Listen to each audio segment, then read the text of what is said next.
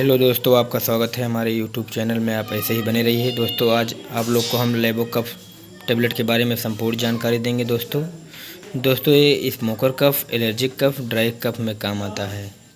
Anti allergic, anti analgesic, antipyretic के रूप में इसको यूज किया जाता है। दोस्तों ये prevention bromhexine, HCl, chlorpheniramine, phenylephrine, HCl and paracetamol tablet इसमें मिला होता है। दोस्तों ये सर दर्द, बदन दर्द, बुखार, जुखाम, खांसी आदि में लाभदायक है। 30 मिनट में आपको आराम मिल जाएगा। दोस्तों ये 10 स्ट्रिप का टेबलेट आता है। दोस्तों इसका MRP 28 रुपये 50 पैसा है। आप लोग को हर मेडिकल स्टोर पे बड़ी आसानी से मिल जाएगा।